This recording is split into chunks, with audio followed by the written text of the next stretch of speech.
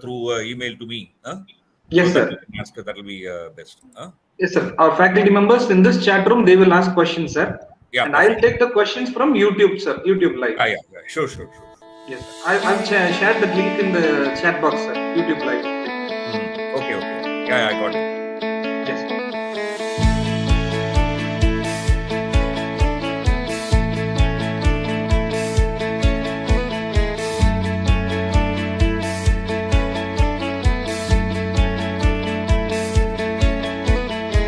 Krishna sir, when can we go live?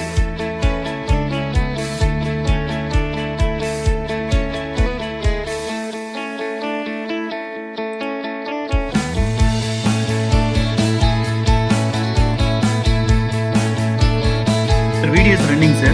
After completing video, we can start the live. You just tell start when to. Okay, sir.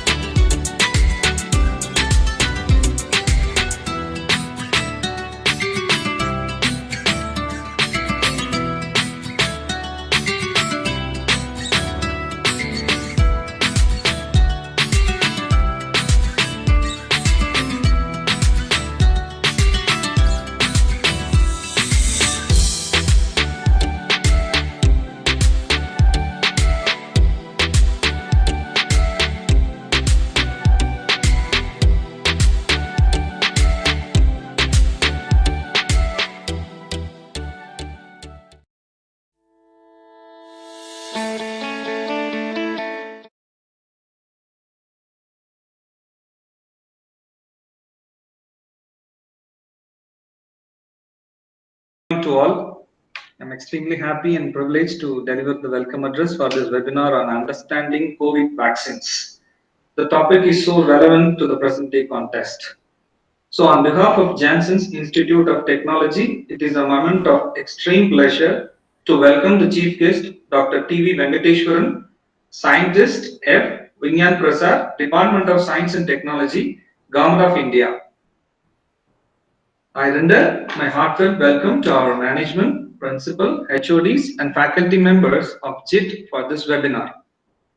It's a pleasure to extend a cheerful welcome to Mr. G. Kannabiran, Coordinator, Galileo Science Club, Udumalpet, which is affiliated to Vigyan Prasad, and his team members for this webinar. He is highly dedicated in the promotion of science to the rural school children and youth.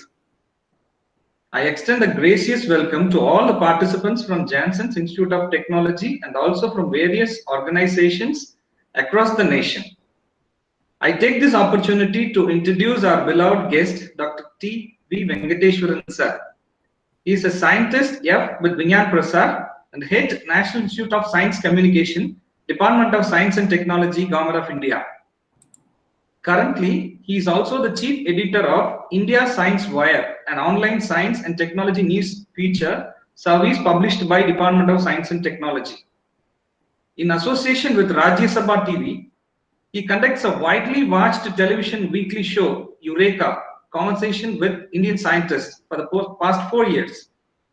He is popular, especially in Tamil Nadu, for his weekly question and answer series in Pattam, a supplement of Dinamalar, and weekly column on contemporary developments in science and technology in The Hindu, and a regular contributor to various journals and magazines on popular science. He has published several articles and more than 50 books on popular science as well as analytical work on popular science. One of his recent book is on Stephen Hawking, which is in Tamil. His book titled Life and Works of Einstein has been published by NBT, has come out in many editions. He regularly writes on scientific topics in The Frontline, Down to Earth, Science Reporter, Indradhanush, Chakmak, Sandarbh, and other periodicals. He is currently engaged in investigating the history of astronomy in Tamil region, especially the evolution, reception, spread of Vakya Panchanga and calendrical systems since medieval period. His R&D profile includes development of science communication software as well as innovative strategy for science, education, and informal learning. So with this short interview, I would like to hand over the session to Dr. T.V. Venkateshwaran sir. Welcome, sir. Thank you. Thank you for this very nice introduction and also this opportunity to interact with all of you through this online medium to talk about a very important aspect which have implications for our life, not just in India, but all over the world. How we are going to manage this pandemic, given the fact that there are vaccines around us. There are a lot of questions about vaccines. Before that, what I propose is that I'll initially make a presentation for about 20-25 minutes, explaining some basic aspects of how our immune system works and also how vaccine help in preventing the COVID infection. And then perhaps we can get into question and answer. So let me share my presentation and then let me begin my talk. I hope that would be fine. One of you can please confirm whether the presentation is seen. If you can confirm it's clear. Yeah, very nice. Thank you.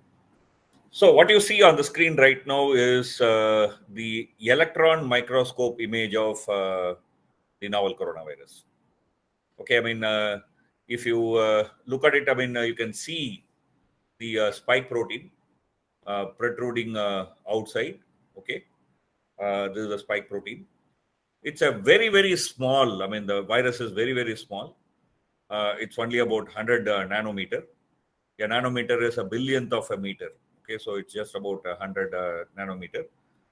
If I have to give you a kind of an analogy, if I magnify one strand of hair, okay, if I magnify one strand of hair to the size of a cricket ground, in that magnification, a novel coronavirus would be roughly the size of a mobile phone. That's the that small it is. If we can collect all the SARS-CoV-2, the novel coronavirus, into one place, and then if I weigh it, the total weight of all the novel coronavirus all over the world, okay, is less than 1 kilogram. Yeah, so it's a very, very minute object, but then it can cause havoc in our body. In fact, the SARS coronavirus 2 or SARS-CoV-2 is the 7th virus in the coronavirus family that we know affect human being.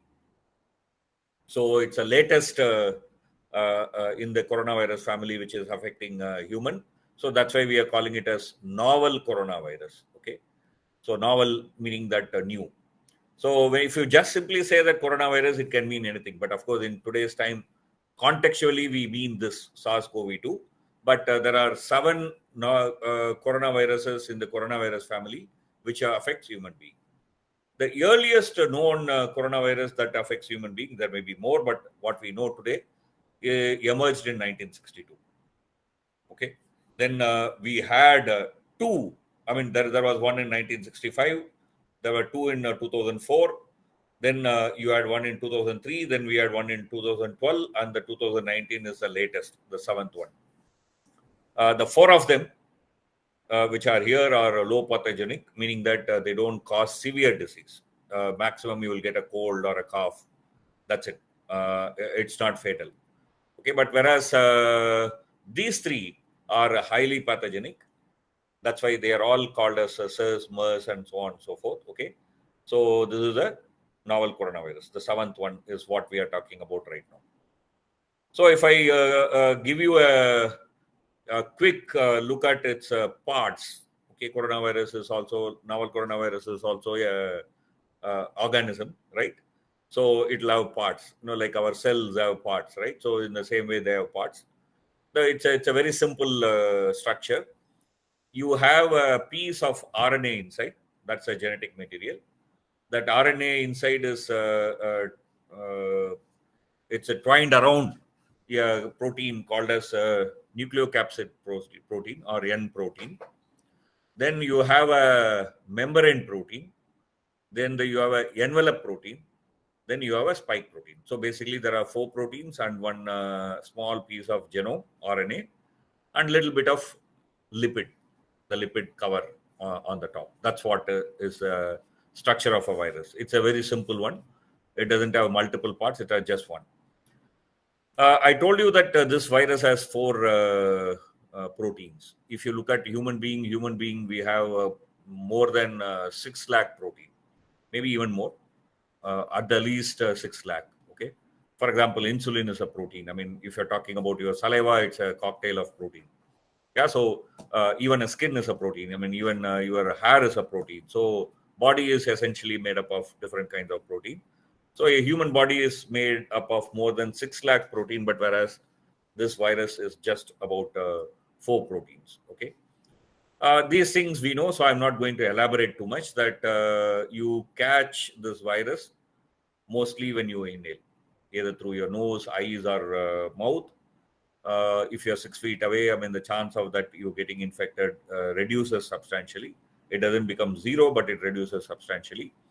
And similarly, we also know that the symptoms, if they appear, for most the symptoms do not even appear, but if they appear after about 5 days of the infection. So on the first 5 days of the infection, you don't show any symptom, but almost from the second day, you would be exhaling the virus particle. Okay. Once you are infected, every breath you exhale close to about 1,000 virus to about a lakh of virus. Okay, that's a kind of number of virus that comes out of our breath, right?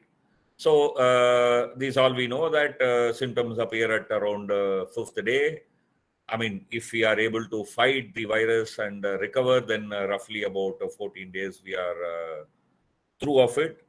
Okay, so that's why usually once you get the symptom, people suggest that you go in for a 14-day quarantine and so on and so forth. Yeah, these things we know, so I'm not going to elaborate on this. Okay. This is an important part that we need to understand if you have to understand the vaccine very clearly. What happens? What do you mean when you say that you are infected? What does it imply? Okay. So when the virus is inhaled into our respiratory system, there is nose or the respiratory passage or lungs. Okay, the respiratory system, there are cells. Our body is made up of cells, of course, you know, right? I mean, our skin has a lot of cells. Our blood is a cell. I mean, right? So your heart is made up of cells, right? I mean, of course, it's a tissue, but inside tissue there are cells, right? So basic building block is cells. In the same way, if you look at, for example, the inside of your nose, I mean, you will find it slightly liquid stuff, which is a mucus. Beyond that, you will find the lining of cell, okay, which starts from your nose, goes through your respiratory passage, all the way down to your lungs. That lining cell have a special name called as epithelial cell, respiratory epithelial cell. Okay, so the respiratory epithelial cell of human being, we have on the cell surface a receptor called as ACE2 receptor. Okay, all these things very technical, but if you want to understand it in a very simple way, you can think of the receptor on the cell surface is like a lock placed on a door. Cell as a cell wall, right? So, which essentially means that it's a barrier surrounding a cell. But then, cell needs material. It needs amino acids. It needs glucose. Many things, right? In the same way, the cell will produce some material, right? Say, for example, some cells excrete insulin. They have to come out of the cell and then go into a bloodstream, right? So there is a need for a entry and exit on the surface of your cell wall. These entry and exit points have this kind of receptors, which you can imagine as a door lock. Okay, a lock. That's the ACE2 receptor. The novel coronavirus, the spike protein of the novel coronavirus, is shaped exactly like the key which fits into the ACE2 receptor. You get the point? So basically it means that the spike protein of novel coronavirus, when they come very near to the ACE2 receptor, they both bind. They both bind. Once it binds, then the virus enters into the cell. This action, that is binding and entry into the cell, takes about 10 minutes. Okay. What happens once the virus comes into the cell? It removes its outer cover. It's called as uncoating. That is the coat. It removes its coat. Okay. So the virus is made into its part. Like, for example, if you take your car for repair, the mechanic takes away the car, right? I mean, he takes away the engine, he unwinds the engine, okay, right? Yeah, so in the same way, the virus becomes its constituent parts so that the genome can get into the cell. Once the genome gets into the cell, the cellular machinery makes copies of the instruction in the viral gene. Okay, the viral genome, the RNA. The viral RNA contains instruction for making copies of itself and copies of the proteins that it requires, envelope protein, N protein, and all this. I told you, it needs 4 protein. Okay, so it makes an instruction. Using that instruction, our cell starts making virus.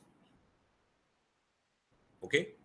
And once the virus particles are made, virus parts are made, they are assembled, and then new viruses are constructed within the cell. And then the newly born viruses come out of that cell. That's what is infection.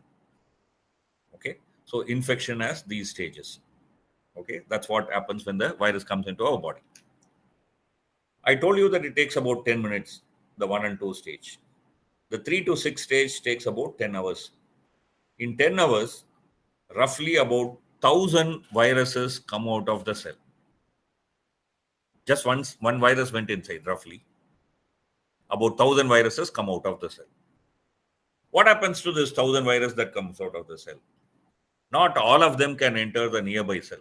About 500 of them will enter into the nearby cell, and the remaining 500 will mix with the air that comes into our respiratory system. Remember, I am talking about the epithelial cell, the cells which are lining our respiratory passage and also the lungs. So, which means that these cells are in contact with the air, okay, the air that we breathe. So, about 500 of the virus, newly born virus, mixed with the air, remaining 500 spread to the nearby cell. By this time, this cell which is infected is exhausted, so the cell dies. Okay, the cell dies. So once the cell dies, the debris are inside your lungs or respiratory path. Okay. Now the 500 which goes to the 500 cells in 10 hours will produce 5 lakh virus, of which about 2.5 lakh will infect another 2.5 lakh cells roughly. I'm all just giving you a rough estimate. Okay. And then rest will be mixed with the air and coming out of your breath. Okay, so which means that within 20 hours, a large number of cells are infected in your body. Okay, and then it is all producing viruses. So basically, the infection will go towards your lung along the epithelial cells, and then will start eating the cells inside your lungs. Okay, so this is an electron microscope image of newly created viruses coming out of the cell. Okay, so it's you can see that so many numbers of viruses are coming out of the cell. Okay, so once the virus infection reaches your lungs, in the lungs, I mean, we have something called air sac, right, where actually the gas exchange takes place. That is, oxygen from the air that we breathe in is absorbed by the blood, and the carbon dioxide in the blood flows into the air. So we breathe out, right? So this process of gas exchange takes place in this air sac. These air sacs are roughly about 1 cell thick. Okay, they are all like only 1 cell thick.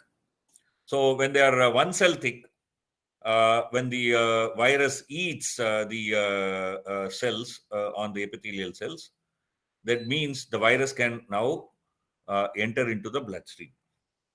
Okay. Not only that, these cells will, the debris from the cells will fall into the air sac and then will block the passage of air. So, which means that enough oxygen is not available for our body. Okay. So, this is what happens, and then we become critically ill. We require ventilator and other support system to be alive. Of course, not all of them reach this stage. We know that about roughly 80 people out of 100 will have only mild to moderate case, and then about 14% will go into severe case, and about 6% will become a critical case. Okay, so this is what is the disease prognosis when the infection happens in a large number of people. Yeah, what does our body do when the infection is happening, when the virus is playing havoc with our body? What does our body do? Does it remain silent? Is it a mute spectator? No. Our body has a immune system. It's a natural protection against invaders, pathogens. The pathogens can be worms, okay? The pathogen can be fungus, the pathogen can be bacteria, or it can be virus, okay? Irrespective of the pathogen, our immune system reacts. There are 3 kinds of immune system in our body. So when you generally say immune system, in the popular notion, it doesn't make any sense.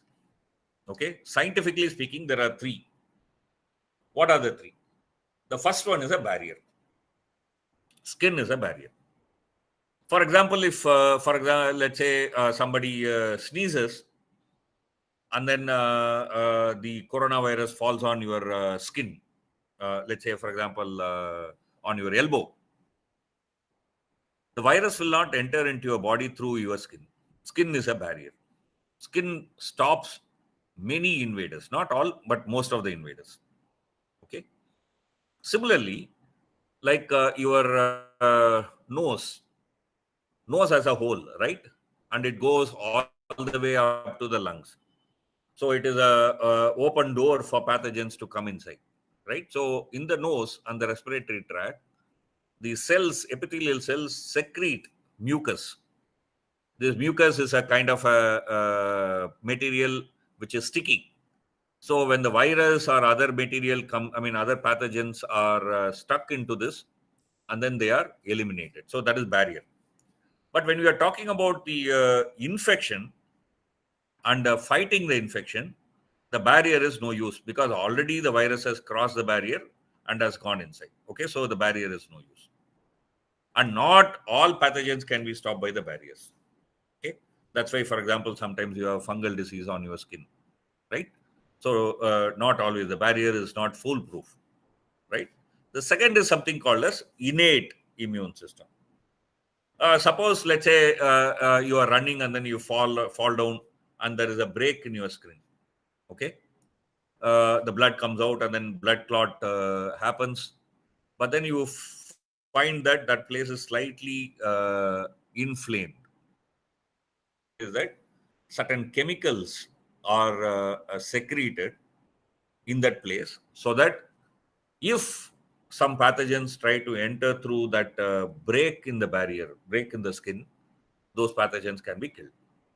Okay, so that is the second, that's innate. This also is no use when we are talking about the coronavirus infection, because the infection is happening in the epithelial cell and inside your respiratory tract and so on. So this is not the main object.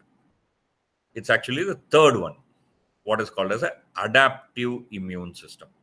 Okay, so when generally scientists in the context of a novel coronavirus, when they talk about immune system, they mean this adaptive immune system. What does this adaptive immune system do? Why the word adaptive? I think we need to understand this very clearly. Look at your house. Most of us have different kinds of knife in our house, right? There is a knife which you use to cut vegetable.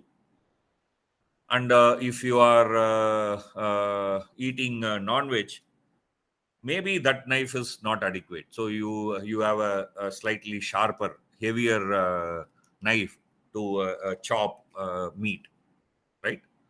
Well, then you also have a knife which you use to spread the butter on the toast, right? And you might sometime have a sickle to cut coconut. Yeah, tender coconut. Each knife is adapted to a particular usage, right? So in the same way, our body produces materials. I mean, like materials like antibody, that's what popularly we know. But then it also produces something called as T cell response. We will talk about it later. But our body produces materials, immune material, which are adapted to the particular pathogen that is creating havoc at that particular point of time. We'll have to understand this very carefully. Okay. So this means that the popular notions that we have, that is by eating garlic or drinking milk with turmeric, will boost our immune system. No, it won't boost your immune system. Your body needs good food, nourishing food. Yes, of course. It also should be proportionate. I mean, you should have enough protein, enough micronutrient. I mean, there should be no deficiency. There is no doubt about it. But they don't produce the adaptive immunity. Remember that, okay? So any amount of drinking the so-called herbs or concoction is not going to create adaptive immune. What is going to create adaptive immune? Let's discuss. That's what is the important part that we need to understand. I'm sure all of you would have by now heard this word antigen, antibody. What is this antigen? Antigen is basically a structure on the surface of the pathogen. Like if you would observe me during this talk, if you could see my face, you will see that my nose is long, right? Yeah. Some of you might have curly hair. Some of you might have dimple when you smile. Okay. Each of us have some specific feature on our face, right? So in the same way, different pathogens have some surface structure. Okay, so the protein will have certain structure. The protein which make up the surface will have some specific structure. Those structures are called as antigen. Okay, and our body produces something called as antibody, which exactly fits those structures. Yeah, it produces this antibody to fit the structure. Well, similar to, for example, if you can imagine the antigen as a nut and the antibody as a spanner. Okay, the spanner, right kind of spanner has to come to fit the nut, right? If the spanner is smaller or bigger or differently shaped, it won't be useful. The same way, you can imagine the antigen as a nut and the antibody as a spanner. Okay, so if you are looking at a car mechanic, the car mechanic would be servicing various types of car, right? I mean, you may have a Maruti car, there might be a ambassador car, there might be a Fiat car, the mechanic may have to also tackle, for example, BMW. So the car mechanic is addressing various cars, so which means that he should have different tools for different cars and also different parts of the car, right? You will have a catch of tools, or she will have a catch of tool, the mechanic, right? So for each nut, there is a specific spanner. For each nut, there is a specific spanner, right? Different types of nut, there are different types of spanners, right? So in the same way, for each pathogen, our body produces specific antibody. Suppose if this is one virus, there is a antibody which exactly fits this, like a nut and a spanner. The antibody produced for some other virus won't fit this. Okay. Although we generally say that antibody, each specific pathogen, in fact, each specific antigen has specific antibodies. In our body, there are about 10 billion different B cells. B cells produce the antibody. Okay. 10 billion. I'm not talking about in numbers. I'm talking about in type. Like, for example, in spanner, you have spanner number 4, spanner number 8, spanner number 16, round spanner, square spanner, star spanner, there are various kinds of, right? In the same way, there are 10 billion different B cells in your body, in my body. And there is also another kind of immune response in our body called as T cell response, which is also adaptive. There are about 25 million to about a billion different of that also. Okay, I will explain what this T cell, B cell is. Just give me a second. Yeah, here I'm talking about types, not numbers.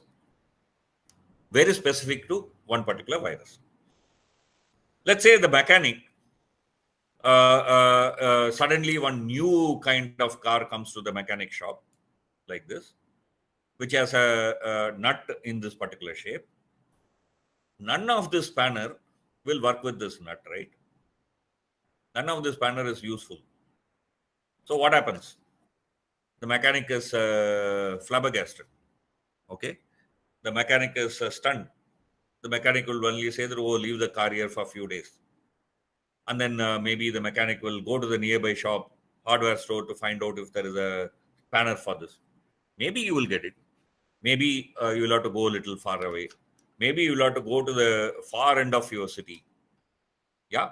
So it takes some time to find out the right kind of spanner for this nut. Right?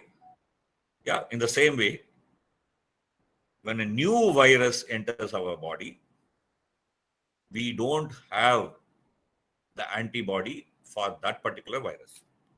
When a new virus enters our body, infects our body, we don't have antibody against that particular pathogen.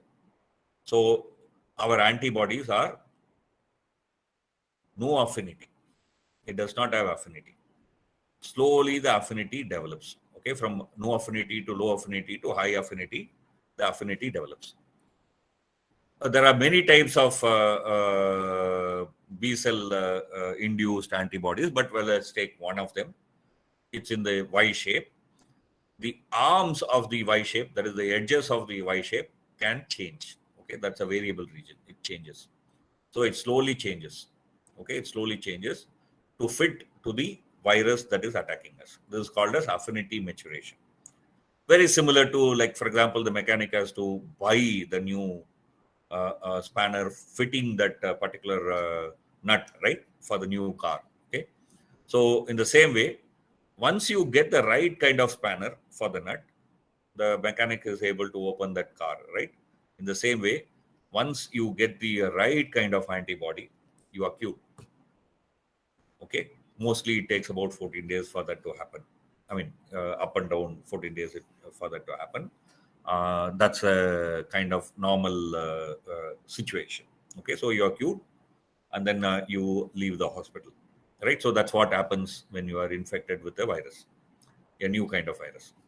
So essentially speaking, from the time of infection to your cure, there is a tug of war. The tug of war between the virus and your adaptive immune system. There is a tug of war. In the beginning, it's a new virus. It enters your body, okay? And your antibody has no affinity. Your antibody cannot do anything to this virus. So the hand of virus is strength. It is powerful. The virus is powerful initially. So that is why your disease progresses, okay? Fever increases and so on. Slowly, your body produces low affinity antigen. Okay, by the time the virus is also multiplied. Virus is also not sitting, right? The virus is also multiplied. It has spread to different parts of your body, I mean respiratory system. Okay, so the tug of war is going on. Suppose the initial infection was very small, then the number of virus that would have produced by this time is very small. So even with the low affinity, maybe your body is able to clear the virus. So which means that you won't even have a symptom. Okay. Maybe it takes few more days. So you may have some symptom, but then you don't become very sick. Okay. So you are cured in this time, right? So your body has not yet produced a perfectly matching antigen. Maybe with the low antigen, it is able to manage in the tug of war, right? But then if your initial infection was very high or whatever various other reasons, there can be more than one reason. I'm just giving one reason, more than one reason. Then the virus is able to multiply and stay in your body for longer days. Okay. If it stays for longer days, by the time your body is also able to produce high affinity antigen. Okay. Once the high affinity antigen is made and then it is made in large quantities, these viruses can be cleared. They can be caught. Once the virus is caught by the antibody, the virus cannot infect. Okay. And if the virus cannot infect, then the infection does not spread. The number of viruses in your body starts coming down. Your fever reduces. You are cured. Okay. So this is essentially, that's what happens. So there is a tug of war between the virus and the antibody. Adaptive antibodies, okay, immune system part antibody in our body while the viral infection is taking place. Okay, so basically, if you are looking at it in the early infection, the viral response is very high.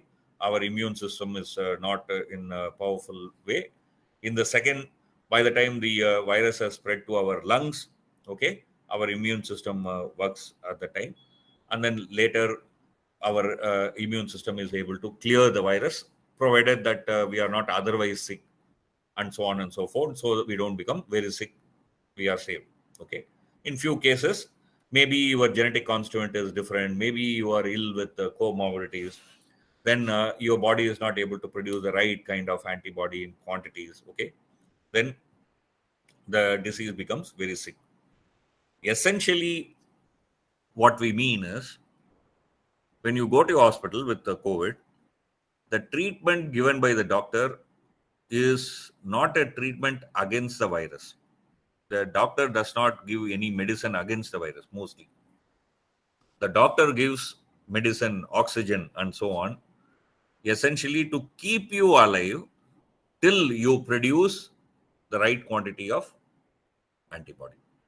Again, I'm saying in a very simple way. It's a very complex system, okay? So, but in a simple sense, I'm saying, okay? So, ultimately, if you are going to get cured out of this COVID infection, your body has to produce antibody, adaptive antibody, fitted to that COVID, okay? Not to other viruses, but to this virus, okay? That's what is essentially happens in our body. Once we produce, then we are clearing this virus, then we are out of the danger, okay? We attain victory in the tug of war, right? So that's essentially happens. So what is vaccine? Vaccine is essentially, you are trying, I mean, I told you about T cell, B cell, right? I mean, a word about T cell, B cell, and then we'll go to the vaccine. When we are infected with the virus can be in two places. One, it can be inside a cell. It's already gone inside the cell, okay? Second, it is outside the cell, or what is called as between cells, okay? So the T cell identifies infected cell and then destroys those infected cells, so that the virus will not be able to make copies of itself, okay? The B cell attacks virus outside the cell. Yeah. So in the adaptive immunity, both the T cell and B cell response needs to occur if we have to actually successfully fight against the viral infection. Okay, so both have to occur, right? So this is what is T cell, B cell. I told you that, I'll explain it. So that's what is a T cell, B cell. So what is a vaccine? Now let's look at, for example, in the COVID case. Okay, so we are focusing on the spike protein. I told you earlier that spike protein is a key that the virus uses to unlock and enter into our cell, right? So we focus on the spike protein. Okay. I mean, if you have some familiarity with the rural area, you would know that milking a cow, okay, the cow will start giving a milk only after it gives birth to a calf, right? But then after a few years, when the calf stops drinking milk, the cow will also stop giving milk. So, but you want to continually milk the cow. So what do you do? So you will find that the farmers make a dummy cow, a kind of a toy cow, okay, and then show it to the cow whenever they want to milk it. The cow happily licks it, smells it, and then gives milk, you know. In the same way, what we do is that we take the spike protein, put it in our body. So then immediately our immune system thinks that, oh, it's a new virus, because it has not seen the spike protein earlier. I mean, if you're not infected, right? It has not seen it earlier. So then what does your body do? Then it starts producing the T cell, B cell response to this spike protein. Okay. So your body has got the T cell, B cell response. Now let's go back to that mechanic. The mechanic sees a new car. The mechanic is not able to do anything. Why? Because the mechanic does not have the right kind of spanner. Okay. Until the mechanic gets the right kind of spanner, the mechanic is helpless, right? But assume that the car maker, okay, or the mechanic is a forward-looking mechanic. So he reads auto magazines. He finds that there is a new car coming up, and then he looks at the technical drawing, and then he finds that the new car has a new kind of nut, and he also finds that he does not have that spanner. Let's assume that the forward-looking mechanic goes to the shop, buys the spanner, and then keeps it even before he sees the car. Now what will happen? when the new car comes to his garage, the mechanic will not even wait for a second. No, immediately you will put the spanner, open it up. Same thing happens in the viral infection. Okay, once your body has the right kind of T cell, B cell, the adaptive immune has produced it. When you get the infection, your body is able to immediately fight against the infection. Okay, so this is how we do it. I mean, the spike protein is produced in our body. Our body starts producing the antibody, and we are ready with it. So it produces both T cell and B cell response. The vaccine has to produce. Okay, so initially, when we are infected, okay, our body does not have the right kind of spanner.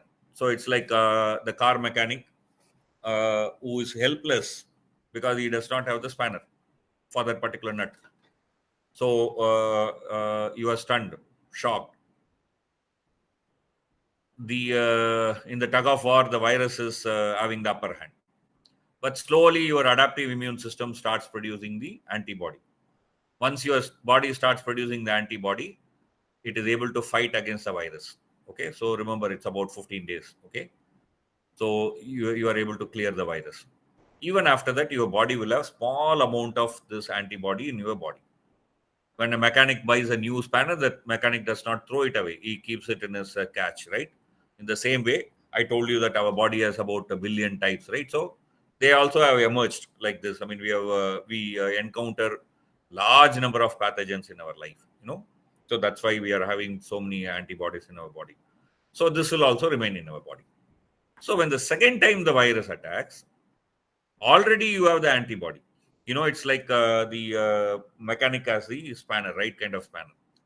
So immediately your body is able to react swiftly and very strongly so that the infection does not take root. It does not develop into disease. Okay, so that's what happens. That's what happens in the vaccine also. When you give a vaccine, your body produces the primary response, the antibodies are produced. When you are exposed to the virus, your body is able to immediately respond with the right kind of antibody. And in the tug of war, even in the very first day or second day, you are winning against the virus. Okay, so the disease does not become serious. That's what happens in with the vaccine. This is the normal lung. This is the lung of a COVID-infected patient. Okay, after the patient recovers. So one of the major danger with the COVID is that even if you recover, there is a chance of lifelong problem post-COVID complications. Okay, so it's better not to get COVID disease. Even if you get infected, if you are vaccinated, it won't become a disease. It won't spread into lungs in this fashion. Okay, so you will be saved. That's the whole idea of vaccine. Vaccine is a preventive mechanism. It's not like a drug that you get a disease and then you get a drug. No, here vaccine is a preventive mechanism. Okay, it prevents infection taking hold on your body and spreading to different part, causing intense disease. I think with this I'll stop. Maybe we can go for question answers. Thank you, sir. That was really very simple explanation, but highly technical aspects of coronavirus and the action of vaccines being covered by you, sir. And now I request the members to ask questions to the guest.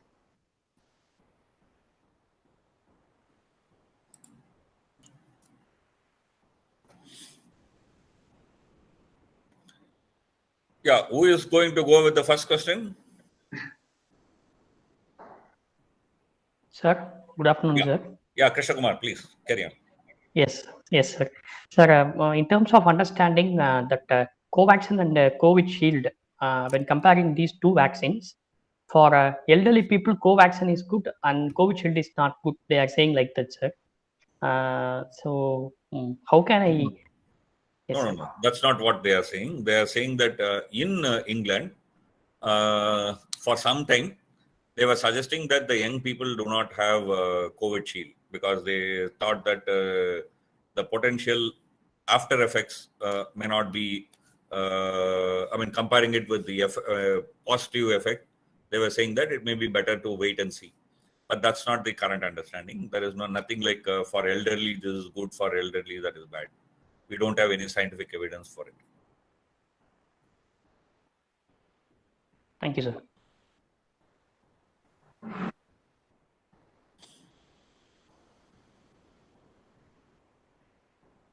So there is a question from Dr. Sangeeta. Yeah. She's a research assistant in the National Taipei University, Taiwan. Okay. So she wants to know that does vaccination have any immediate or long-term fatal effects? Okay. See, all vaccines, I'm not talking about only COVID vaccines, okay? All vaccines, whether it is polio vaccine or vaccine for smallpox, everything can induce what is called as an allergy effect, okay? Something like an allergy.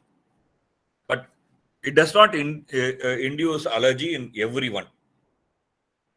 If it is going to induce allergy effect in you, it will do so in the first 15 minutes of your injection. Okay, in the first 15 minutes of you taking the vaccine.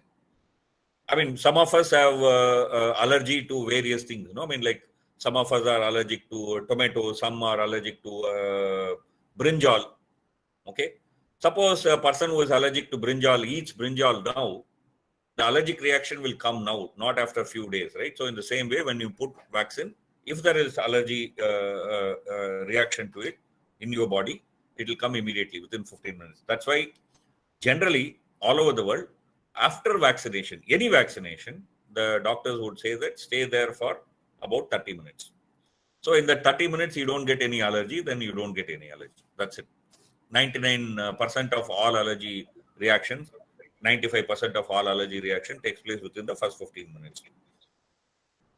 Most of such allergy reactions are also not fatal, meaning it's not life-threatening. What might happen is that you might feel itching in your body, or you might feel some red dots, rashes. Okay, only in very, very few cases that you might have ill effect. Now that we have done a huge amount of vaccination, we don't need to talk theoretically now. We know, for example, what happens when you give these vaccines. Okay, so we know, for example, in India, for example, we have done huge vaccination. In that vaccination, we have found that Covaxin till April has not created any very serious side effect. Very serious meaning that where it takes you to serious medical attention. You might have cold, you might feel sneezing. These are not a serious effect, right? Which are all normal effect. So serious effect, Covaxin has not given anything. But whereas COVID Shield, it's about 0.6 per million. Okay, so that's the kind of effect that we have seen in vaccine in India. This is called a post-vaccination follow-up. That post-vaccination follow-up are taking place in India.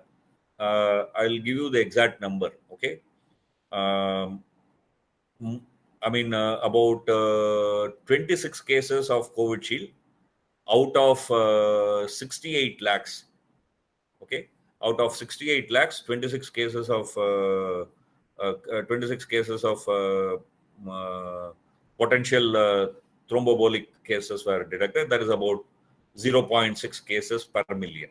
Okay, so the way, for example, the media tries to project the COVID vaccine as something dangerous, it's not correct. Thank you, sir. And she wants to ask one more, is it true that vaccination create new coronavirus variants? Yeah, this is an interesting question. I mean, a lot of people have this question because when we talk about antibiotics, the antibiotic resistant bacteria emerges. Okay, so in the same way, for example, can the vaccine create new variants to emerge? First of all, if you look at the variants that have emerged, whether it is the alpha, beta, delta, or delta plus that we are talking about, they have all emerged in areas where vaccination is not very strong. Okay. Even in India, we have now only about 3 to 4% vaccination. And the Delta Plus has emerged in a non-vaccinated population, not in the vaccinated population. Okay. So the emergence of new variants in virus is a natural phenomenon. Number one. Number two, if you look at vaccines, we have been using vaccines for past about 300 years. Let's look at, for example, smallpox vaccine. Smallpox vaccine, I mean, we have been using for very many years. Literally, there is no smallpox in the world at all. We have completely eradicated smallpox. And if you have used, if the vaccine-induced smallpox variants have emerged, then by now it should have emerged, no? Because we have been using smallpox vaccine for many generations. Okay, so it's also not correct. Okay, so this kind of vaccine, polio, for example, again, right? So this kind of vaccine-induced emergence is not common. Okay, sir. Thank you. Sir, Yeah. sir, why do we need a second dose of vaccine? So what is the, sometimes they are saying 10, first they told 4 weeks, then again they are changing the 6 weeks, 8 weeks. So this confusion in our You can see my people. screen. So, You can see my screen. Yeah. yes, sir. So basically, what you are doing is that you want your body to produce both the T cell, B cell response and sufficiently mature response. I told you that it slowly matures, right? Affinity maturation, right? Yes, sir. So basically, that when you give the first dose, it's called prime. Okay, it Yes, produces antibodies. Initially, you produce a lot of weak neutralizing. Okay, so then high neutralizing you want in a good, a good fit. So Yes, you give the first one produces the priming. The second was a booster doser. So with the booster dose, I mean your body is able to produce the very well-fitting neutralizing antibodies. Okay, and also create immunological memory. This is something that we understand from studies. It's not sure. It's not same for all vaccines. yes, Okay, sir. like there are some vaccines which you put only once in your lifetime. There are some vaccines that you put in every few years. Okay, so as far as the COVID vaccines are concerned, from our study, we understand that it gives a good results only when you have the second booster dose, because the first dose itself is not enough. Yeah, all the vaccines that exist today. Maybe if tomorrow they may find a vaccine that requires only one shot. Okay, very well working vaccine. But currently we have only vaccines which require this kind of 2 shots. And then changing the gap for Covaxin, there is no change. For Covishield, there was an initial change from 4 to 6 weeks to 6 to 8 weeks. For that, there was a study which was conducted which said that if you increase the gap, the efficacy is best. Recently, the gap has been again increased, for which I have not come across any studies. Thank you, sir. And members, you can go ahead. Sir? Sir, good afternoon, sir. This is Karthikeyan, sir. Yeah, Karthikeyan, then Radha, please. Sir, I'm an autoimmune disease, so that is arterial vasculitis. Should I have the vaccine, sir? Can you come again? I have arterial vasculitis, sir, an autoimmune disease. Okay, fine. So should I take the vaccine, sir? So what generally doctors advise, I mean, rather immunologists say, is that if you are suffering from AIDS, or if you are undergoing chemotherapy at this point of time, or you are in a heavy dose of steroids during that time, or if you have had organ transplant. Okay, so if you take organ transplant, there'll be an immune suppressing drugs given to you, right? In those times, I mean, you are not expected to take vaccines, any vaccines. For people suffering from autoimmune diseases, most of the autoimmune diseases does not matter. But still, because you are suffering from a very specific disease, okay, which you know, and for which you are taking treatment, for which you are following certain protocol, it is best to consult your doctor and then take under doctor's supervision. Okay, sir. Okay, sir. Sir, does the vaccine affect the people who are having migraine and neural compression, sir? Yeah, it affects them by giving them protection against COVID. So they won't get the disease, they won't die of that disease. That is the only affection it does. Affect need not necessarily mean negative, no? So it affects positively. Okay, sir. So basically, what I'm trying to say is that don't think vaccine as something very new. I mean, it's something that we have been using for last 300 years. You are vaccinated. You would have got at least 4 or 5 vaccines in your life by now. Okay, when you were a kid, your father, mother would have given you smallpox vaccine, mumps vaccine, ABCD, right? I mean, polio vaccine. Nothing happened to you. You are alive. So this unnecessary fear created for this COVID vaccine is baseless, scientifically not valid. Okay. Okay, sir. Thank you.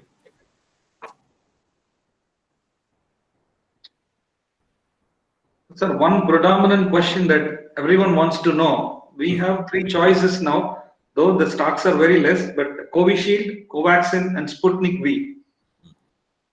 Okay, in So- Tamil there is a saying, Kaila irukra kalaka is better than marathla irukra palaka. What it means is that bird in hand is better than 2 in the bush, right? So what is available to you is the best vaccine. Why? The more you delay having vaccine, more chance that you have of contracting the infection. If you contract infection, I told you that even if you get out of that disease, there is a post COVID problems that are going to affect you all through your life. It is better not to get a COVID disease. So from that angle, take whichever vaccine that is available to you at that point of time, period. At this point of time, there is no scientific basis to say that this vaccine is better than that vaccine. All that statements are made by people who have some commercial interest, okay, or not really knowing the subject. That's all. None of these vaccines have been done in a way that you can actually compare some numbers. All of them have different research design, so you cannot compare even numbers. Okay, so don't get into that. The vaccine that is available to you is the best vaccine at this point of time, period. Thank you, sir. If you have BP, sugar, you are suffering from cancer, please take the vaccine. Particularly if you are suffering from BP, better to take vaccine because you are more susceptible to COVID. And if the COVID infects you, then you are more susceptible to be, your disease possibility of becoming severe is much higher. So people who are suffering from diabetes and BP or what are called as comorbidities, as fast as possible, please take your vaccine. Okay, let me clarify one thing here. If you actually go to a COVID center and then tell vaccine center and then tell them that I have BP, some of them will actually measure your BP and then tell you that no, your BP is high, we cannot put you vaccine. Actually speaking, there is nothing wrong when you are given a vaccine when your BP is high. There is no problem. But what will be the issue? Your BP is high, you are given vaccination, you will come home. Because your BP is high, you will fall sick, you will feel something. Then you will start saying, oh, it is because of vaccine. Okay? So the doctors are scared. The people at the vaccine centers are scared that you will falsely accuse them. So that is why they don't want to take the risk. Okay? So they will say that, oh, control your BP and come back. But actually, there is no connection. But still, you have to control your BP. Better you control your BP, control your sugar. That's a parallel thing that you should do. But it is not connected to vaccination at all.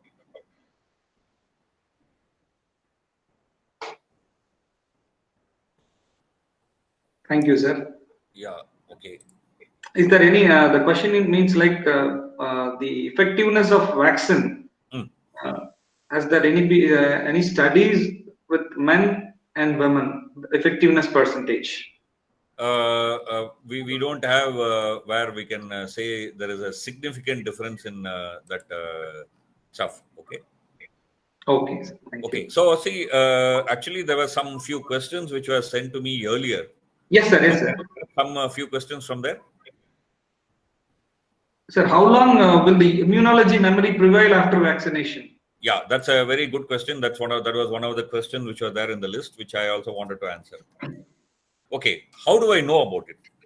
I cannot walk to the nearest astrologer and say that, please tell me how long the immunological memory will last. I cannot sit under the tree and pray, and then the God will appear to me and say that how long the immunological memory will last. I'm doing science, right? So how do we find that the immunological memory will last or not last? Okay. About 2 years ago, the vaccination trial started. So about 2 years ago, the first person was given vaccination as part of the trial. Even today, people who took part in the trial are continuously observed. So if you find, for example, about 2 years ago, somebody who was given vaccination still has the ability to produce antibodies, that is, antibodies are present, okay, then you know that the vaccine will work for 2 years. But will it work only for 2 years? I have no idea. So I have to wait till 5 years, till that fellow, the time that he took vaccine, 5 years happens. If I test and it works, then I'll say that it works for 5 years. Maybe after 10 years, I'll still find that the vaccine works. Then I'll say that it works for 10 years. Today, you can say that the vaccine works for only 2 years because it has only 2 years that has occurred from the first vaccination. Yeah. So you cannot do divination in science. You have to do experiment. You have to have observations. So with observation and experiment, today we know that it works only for 2 years. Will it work more? I have no idea. Only tomorrow will tell. Okay, sir. Thank you, sir. Then, what is mRNA vaccines? Okay, fine, good. So what I'll do is I'll share the screen. I'll show it. Yeah. So basically, as I told you, you need to introduce the part of the virus into your body so that your body immune system will be tricked into believing that it is infected, and then will start producing the right kind of antibody responses, okay, or immune responses, both T cell and B cell, right? So you can do it in many ways. One way you can do it is, for example, in case of Covaxin, okay, Covaxin, you grow virus in a petri dish. Then after that, you kill the virus, okay. You kill the virus in such a way that the body of the virus is not disturbed. That is, the proteins are not degraded, okay. Now, if you introduce this dead virus, I mean, actually the word dead, etc., you cannot use for virus because virus is neither living nor living, but I'm metaphorically using, okay. So if you, that's why it's called as inactivated. So it is not active, okay. So when you put in the inactivated virus, the body will start looking at the antigens, okay, and then produce antibodies. I can also do it in a different way.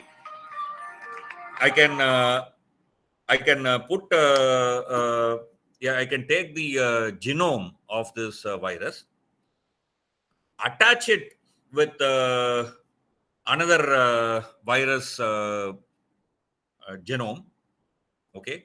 Like, for example, when you watch a movie in television, I'm not talking about Netflix, I'm talking about television, okay. There are commercial breaks. So how does it happen? You take a movie, cut it in between, add the commercial break, and then you run it. So when you run the movie, in between the commercial breaks will play, right? In the same way, I take the genome of some virus which is not dangerous, which does not cause disease in human being. I attach this spike protein genome, and then I introduce into the body. So this virus goes into our body. This mRNA goes into our body. That mRNA makes the spike protein. Then the spike protein is, once it is produced, our body thinks that it is a virus and then start producing the antibody. Okay, so that's a mRNA vaccine.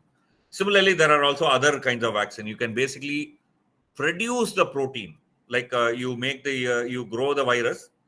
Okay, you can also grow the proteins.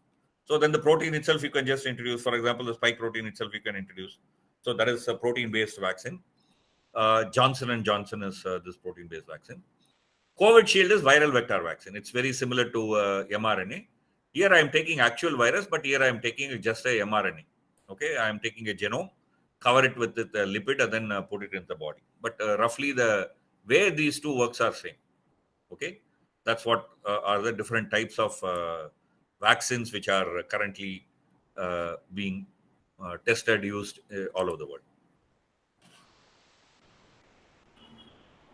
Sir, good afternoon, sir.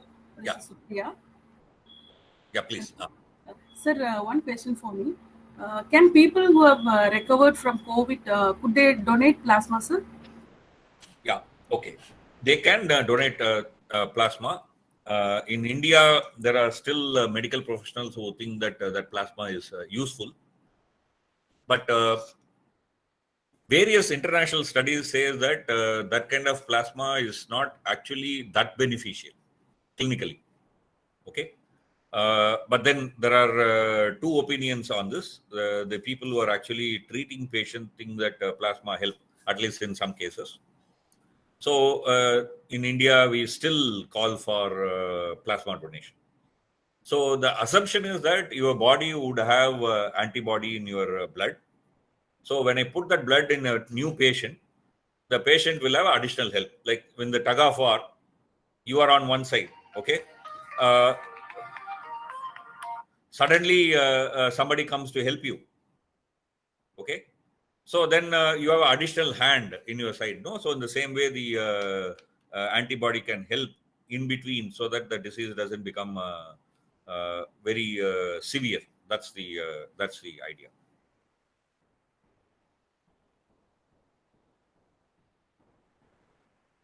Thank you, sir. Sir, why the persons above 60 years were vaccinated first? Okay, number one, you cannot produce vaccines for everybody in one day, right? I mean, you can produce only in step by step. So once you produce step by step, how do you distribute? Do you distribute to the first person who comes to the center, or you distribute to people who have money? How do you distribute? Okay, so one of the principles that internationally people agreed was that the people who are more susceptible to the infection, that is, who have a chance of getting this infection, should get the vaccine first. That is why all over the world, the frontline workers got the vaccine first. Okay, medical professionals, sanitary workers, police, people like this who are who have to be in the public. I mean, who cannot do work from home kind of stuff, right? So they got the vaccines first. Then the question came that who should be the second group. So then the thing came that the chance of death of people above 60 is much, much higher. That is, if you get COVID, if you are below 10 years, your chance of death from COVID is absolutely a very low number. Okay. But whereas if you are above 60, then you have a huge chance of dying out of that COVID. So they said that preventing death is an important concept. So we will extend to people above 60. Then the third group came, that is, people with comorbidities are having more chance of death out of COVID. So the third group was chosen as people with comorbidities. So that's how almost all over the world it's going on. Thank you, sir.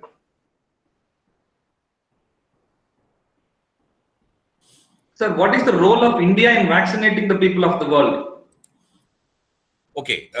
See, if you look at all vaccines put together, I'm not talking only about vaccines for coronavirus, but if you look at all the vaccines, polio vaccines and various vaccines, particularly vaccines which are given to children, roughly 6 out of 10 children in the world get vaccines which are produced in India, because India is one of the vaccine producing hub.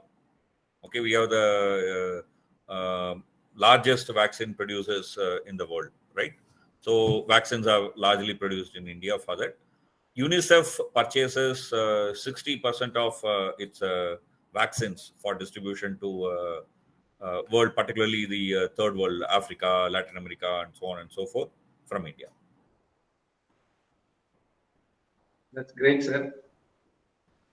So what's the difference between the first and second wave, and how many waves do we need to face? Yeah, it's a good question. Okay, so I'll again show some pictures and then explain. I think it's important to understand this. Okay. Yeah, I'll share my screen. Okay, so I think you can see my screen, right? Yes, sir. Yeah, so this is India. As you can see that there was a first wave, and then it was a very small wave, but took long time, and then came down. And the second wave, which is very high, but short time. Okay, so this is what is the second wave in India. Now look at the world. World, you had one wave, then the second wave, then the third wave, and the fourth wave. Okay, we are at the end of fourth wave as far as the world is concerned. If you take the data, US, if you look at it, there is a first wave, second wave, and a third wave, and then they are almost becoming waveless because they are vaccinating people left and right. Okay, so huge amount of vaccination. So wave is almost becoming zero. And remember, the first wave, the second wave was much higher, and the third was very, very much higher. Okay, this is something that you can observe here. So if you look at Brazil, there have been many waves, right? So again, UK, first wave, second wave, third wave. First wave was small, second wave was even bigger, third wave was even bigger. Now almost no wave because vaccination, huge amount of vaccination. Okay, not 1%, 2%, but 40%, 50% vaccination. Okay, so when large number of people are. Israel again had many waves, now almost zero. Okay, again because of huge number of vaccination. China, because of very strict control right in the beginning, that testing, tracing, and isolation. That is, anyone with the cough, fever were sent to COVID center. Okay, so that kind of arrangement, they never had any wave. Okay, except the first one, right in the beginning. After that, no wave. Same thing with New Zealand. Okay, they had an initial sprout, then after that, almost zero. Okay, these numbers are all like 10, 20. Okay, remember that. I mean, don't look at only this. I mean, look at this 10, 20, right? So no number again, because New Zealand had a very good social policy on COVID containment. Okay, so if you look at from this, it's very clear that as long as you are not vaccinating huge population, huge percentage of population, not numbers. Numbers don't mean anything. You vaccinate about 80, 90%, no wave, end of pandemic. Okay, so the waves will stop only when we are able to vaccinate huge numbers. Otherwise, the wave will keep on occurring. Thank you, sir. So what is the role of students and teachers in encouraging the vaccination? Yeah, first thing, you please clarify all your doubts. Okay, so first thing that you feel confident. That's number one.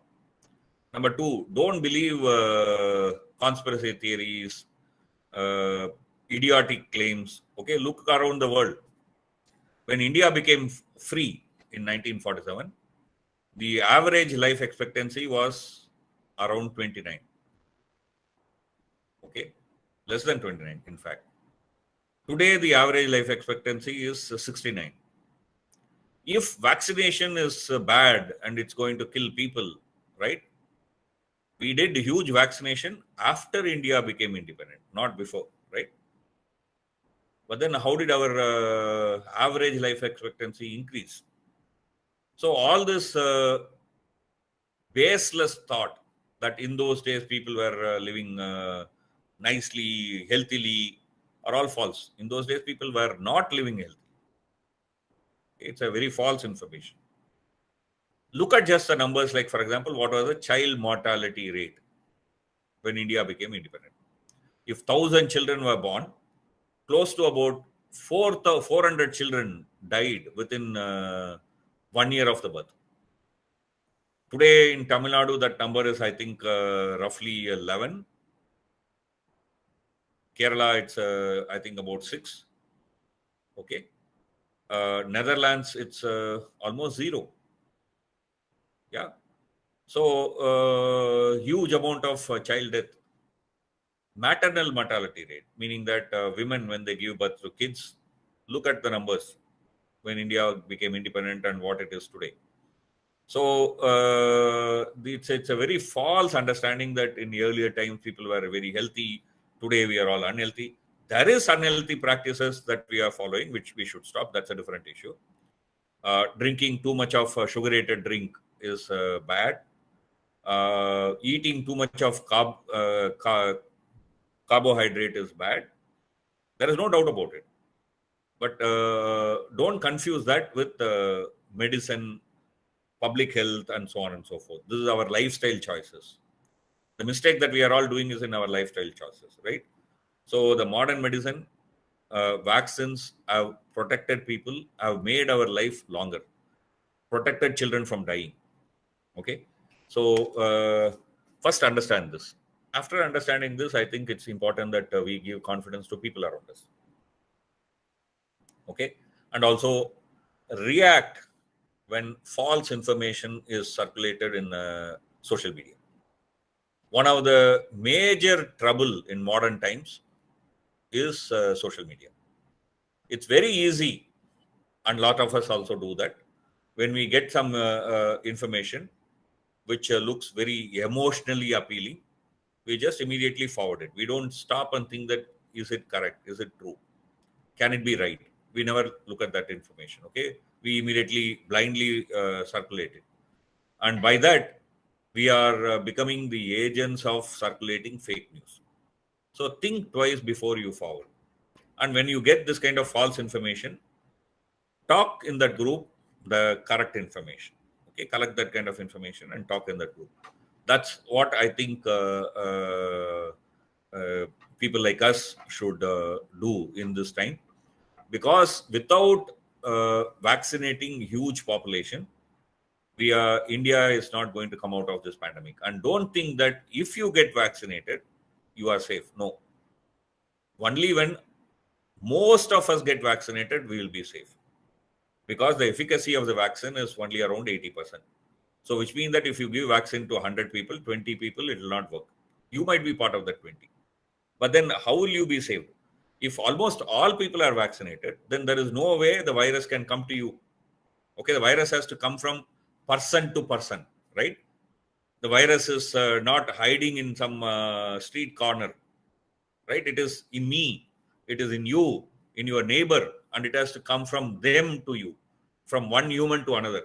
And if all your contacts, for example, if I look at me, right? For example, if my wife is vaccinated, my auto driver is vaccinated, my vegetable vendor is vaccinated, my grocery shop owner is seller is vaccinated, my office people are vaccinated. There is no way, even if the vaccine does not work for me, the virus can come from them to me. Okay, so then I am protected, right?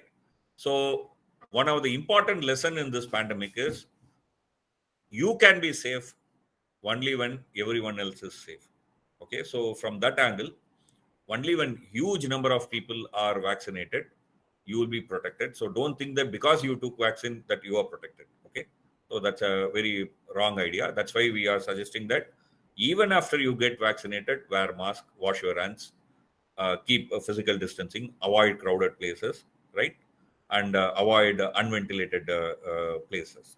Don't stay in unventilated places for longer time. This is what are the advices, right? So this you need to follow even after you get vaccinated, unless and otherwise something like about 80-90% of Indian population are vaccinated. Thank you, sir. So as a student and as a faculty member, we all must understand that it's not just ourselves to get vaccinated, encourage others also to get vaccinated. That's a big takeaway from the session, and questions keep pouring. I think it's already we are running half an hour ahead of the session. So we'll share the questions, sir, to you in email and WhatsApp so that we could help the others to also to get the answers for their questions. Yeah, sure. Yes, sir. Thank you, sir. And now I request Kanna, sir, to propose the vote of thanks. Yes, sir. Yes, sir. Good afternoon, Onadal. Myself, Kanna Biran, as a coordinator of Galileo Science Club, Budmalpet, to present the vote of thanks for today's webinar. So this webinar was organized by Johnson Institute of Technology, Coimbatore, and Galileo Science Club. It is affiliated to Vigyan Prasar, Department of Science and Technology. So first, I would like to thank our today's chief guest, Dr. T.V. Venkateswaran sir, senior scientist, Vigyan Prasar. So he's visiting and enlightening us on understanding the COVID-19 vaccines. So today's webinar was full of knowledge and created a great awareness on COVID-19 vaccines. You have clearly explained about the importance and the need of COVID vaccines and cleared all our doubts and questions and fear of on COVID vaccine. It is very much useful for us, sir. Thank you very much, Dr. TVV, sir. And next, my heartful thanks to Johnson Institute of Technology correspondent and managing trustee and principal, sir, and our coordinator, my dear friend, Dr. Suresh, sir, professor from Johnson Institute of Technology. And I thank all our technical team behind him. Then for the past 4 years, we have organized many science programs jointly with Johnson Institute of Technology, such a good campus. Thank you all. Last but not least, I thank all the students, teachers, and others, professors, viewers who have actively participated in this webinar. Once again, I thank you for all your active participation. Thank you. Thank you very much. Thank you. Thank you, sir. Thank you so much. So I'll take leave. Thank you. Huh? Yes, sir. Yes, sir. Thank you, sir. Thank you so much, Thank you, sir. sir. Thank you, sir.